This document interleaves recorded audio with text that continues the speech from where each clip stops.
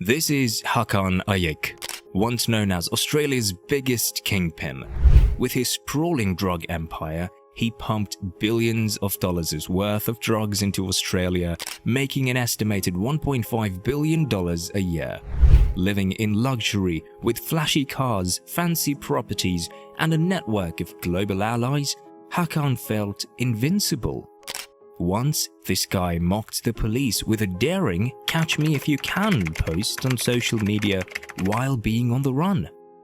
For over 2 decades, he remained Australia's most wanted man. But then, one day, a careless Instagram post changed everything. It sealed the fate of his massive underworld empire and brought his reign to an end. This is the story of Hakan Ayik, Australia's most infamous smuggling magnate. Hakan Ayik, born in 1979, was no stranger to the darker side of life. By his early 20s, he had started dabbling in drug smuggling, even though he had seen the toll addiction took on his own family. The lure of immense profits was simply too strong to resist. Despite the pain drugs had caused his loved ones, he wanted more than just to get by. He wanted to build an empire. Australia, with its remote location, was a perfect place for someone like Hakan. Drugs were hard to come by, which meant the prices were sky high. In Europe, a gram of cocaine might sell for about €50, but in Australia, the same amount could go for an immense €214. Hakan knew he could make a fortune if he could get drugs into Australia. By 2008, he had turned his small-time smuggling into a booming business. He shifted his focus to synthetic drugs, which were in high demand. Unsurprisingly, Hakan found himself swimming in money. With his new wealth, he didn't hold back. He bought flashy sports cars, expensive jewelry, and lived in luxurious homes. He spent money like it was nothing, enjoying the high life. However, Hakan was smart enough to know he needed to cover his tracks. To look like a legitimate businessman, he invested in real estate and various businesses in Sydney and Canberra. He bought several properties and started businesses that made him appear respectable. This way, he could enjoy his wealth without drawing too much attention to his illegal activities. While Hakan was busy building his drug empire, several of his high school friends had climbed the ranks of the Comancheros outlaw motorcycle gang. One of these friends was Dwaks Dax Ngakuru, who had become the supreme commander of the Comancheros. Hakan had never planned to join the Comancheros himself, but he quickly realized that forming an alliance with them could be incredibly beneficial for his business. He was one of the first drug smugglers to effectively use bikie gangs, as they are known in Australia, to distribute his drugs across the country. His connections with the Comancheros allowed him to expand his operations rapidly, and as his empire grew, so did the interest of the Australian police. Up until this point, Hakan had been successfully running his criminal empire without attracting any attention. However, the purchase of a money-counting machine changed everything. This single transaction raised suspicion and led the New South Wales police to start investigating Hakan's activities in more detail. In 2008, while waiting for a flight at Sydney Airport, Hakan received an alert on his phone. His surveillance cameras at home had started filming a small group of police officers approaching his property. Thinking quickly, Hakan sent some of his intimidating Comancheros associates to check it out. When the police saw the bikers arriving, they decided to call off the operation, and Hakan once again slipped through the net. He wasn't about to let anything or anyone take away the empire he had built from the ground up. On March 5, 2008, a Piper Aztec aircraft was flying from Bankstown to Jandakot. During a fuel stop, one of the passengers refused to leave the plane, even though it was standard procedure. This odd behavior raised suspicion among the airport staff and caught the attention of authorities. By the time the Piper Aztec aircraft touched down at Jandakot Airport, police were ready and waiting. As the plane landed, a dozen officers quickly surrounded it. They ordered the pilot, Jamison Santos, and his passenger, Mikalidze, to step out of the aircraft, and inside the plane, they discovered 22 kilograms of meth and 30,000 MDMA tablets, worth up to $8 million. Although Hakan managed to call off the police at his home by sending his intimidating Comancheros buddies, this massive drug bust only strengthened law enforcement's determination to bring him down. Realizing the scale of Hakan's operations, the police launched a new initiative called Operation Hoffman. During this strategic operation, police uncovered a trove of documents that outlined Hakan's purchases of large quantities of chemicals necessary for drug production. This evidence suggested that Hakan was planning to set up his own industrial-scale synthetic drug laboratory, effectively cutting out the middleman and maximizing his profits. Week by week, investigators gathered more and more information about Hakan's vast network of operations. They discovered that Hakan had numerous corrupt contacts, including port and airport workers who helped smuggle drugs, a government official who leaked crucial police intelligence, and a prison officer who passed messages from Hakan to his associates behind bars. These corrupt connections were pivotal in maintaining his criminal empire.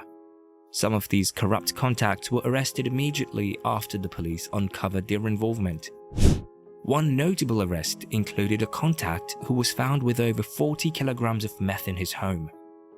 The arrests highlighted the extent of Hakan's influence within the underworld and confirmed that he was a major player in the drug trade. However, 2009 was a significant year for Operation Hoffman. The police initially focused on arresting the lower-tier members of Hakan's network, what they referred to as the low-hanging fruit. These arrests provided valuable information that helped them identify and pursue the higher-ranking members of the organization. By 2010, the police had shifted their focus to the key figures within Hakan's organization. They began taking down his top associates one by one. The pressure on Hakan was mounting, and the net was closing in on him. During this time, Hakan was vacationing in Hong Kong. When he received news that one of his most trusted associates had been arrested, he realized that returning to Australia would be too dangerous. Fearing for his safety and freedom, Hakan decided to flee to Europe and the Middle East. This decision marked a significant turning point in his life. While he managed to evade immediate capture, his empire began to crumble without his direct oversight. The police continued their relentless pursuit, determined to bring him to justice. Despite all this, Hakan continued to joke on Facebook, posting, "Catch me if you can," and flaunting his immense wealth to the world. These antics earned him the nickname Facebook Gangster. However, things were about to get tougher for him. In July 2010, an Interpol arrest warrant went out for Hakan Ayik, officially making him a wanted man. Just 2 months later, Hakan found himself in serious trouble.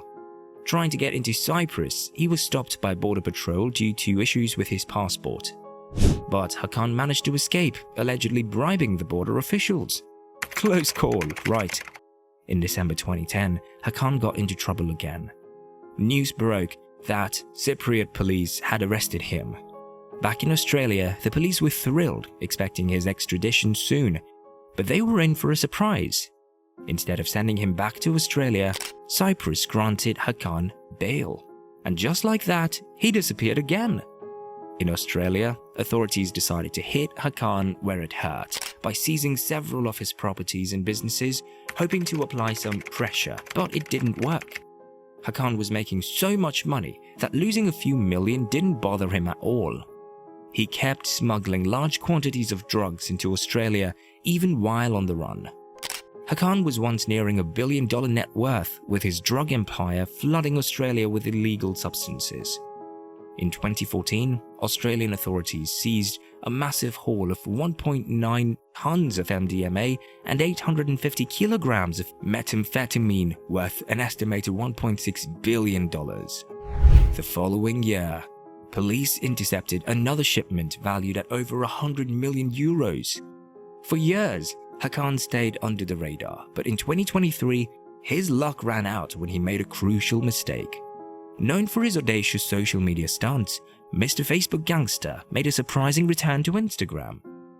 In a blurry video posted on the account of the King Cross Hotel in Istanbul, a man dressed in black filmed the hotel's logo, accidentally capturing his own reflection.